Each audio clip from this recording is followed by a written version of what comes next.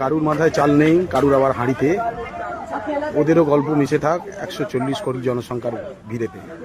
নমস্কার, আমরা 22শে আগস্ট আমাদের দুজন সদস্যের জন্মদিন, সেই সুবাদে সেই উপলক্ষে আমরা সেই জন্মদিন পালন করার জন্য আমরা প্রতিনিয়ত যাদের নিয়ে কাজ করি তাদের কাছে উপস্থিত হয়েছি এবং কেক কাটার মাধ্যমে ও তাদের শুকনো খাবার ডিস্ট্রিবিউশনের মাধ্যমে আমাদের এই জন্মদিন পালন করা হচ্ছে। আজ শুক্রবার, আজ আমরা দিনের বেলা শুকনো খাবার প্রোভাইড করব এবং শনিবার রাত্রিবেলা আমরা আমাদেরই শহরের আরেকটি অঞ্চলে রান্না করা খাবার বাচ্চাদের জন্য প্রোভাইড করব।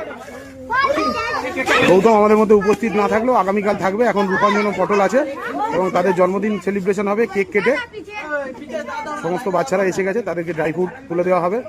গৌতম দা আছে, রূপাঞ্জন, পটল, গণেশ, রিয়া আছে। তো কেকটা কেটে নে, কেকটা কেটে নে।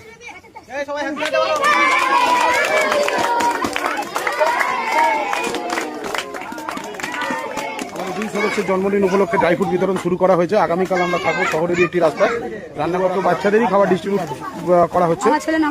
গণেশ আছে এখানে, গৌতম দা আছে, রিয়া আছে, রূপাঞ্জন, ওর জন্মদিন। সপ্তশী আমাদের ছোট্ট সদস্য, ওর 8 তারিখ জন্মদিন গেছে। তো আজকেই আমাদের শুকনো খাবার ডিস্ট্রিবিউশন শুরু হয়েছে। পেছনেই ওরা থাকে অস্থায়ীভাবে, প্লাস্টিক টাঙিয়ে এই বর্ষার সময়। তো ওদের ওখানে আমরা বহুবার কাজ করতে এসেছি, ওদের খেলাধুলার জিনিসপত্র অনেক কিছু। প্রতিনিয়ত যেহেতু আমরা ওদের ওখানে কাজ করি, ওদেরকে জিনিসপত্র পাঠাই, সেই কারণে আমাদের বিশেষ কোনো অনুষ্ঠানের জন্মদিন হলে ওদের কাছেই আমরা খাবার দাবার নিয়ে আসি। ওদের প্রয়োজনীয়তা আছে, আমরা সুর পরিবার সবসময় চেষ্টা করি যেখানে প্রয়োজন আছে, যেসব জায়গায় প্রয়োজনীয়তা আছে সেই সব জায়গায় পৌঁছানো। তো সেই সুবাদে আমাদের এখন এই সব জায়গায় কাজ করতে করতে এদের সাথে আমাদের পরিচিতিও হয়ে গেছে। ওরা জানে আমরা এলে ওদের জন্য উপহার থাকে। বলেছিস তো? হ্যাঁ হ্যাঁ।